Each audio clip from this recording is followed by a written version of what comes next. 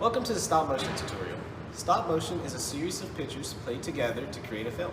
To begin, get the Lego pieces that you want in your film. Place the Legos you want in the first frame in a light box, and press the circle button to take a picture.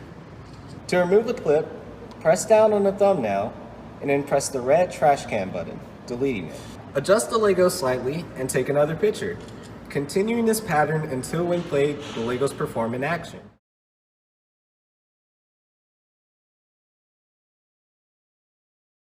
Once done taking pictures for your stop motion video, go to the next circle over and then press the green button with the musical note in the top right corner. On this slide, you can choose sound effects to place into your video. Once you have the desired sound effect, press the green button with the star, and now you can add special effects.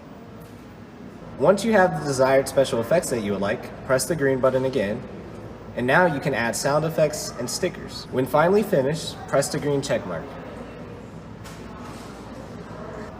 If you would like to share your video, press the share button to send your video to Lego so that others can see it. Once your video has been approved by Lego, sit back and enjoy your film.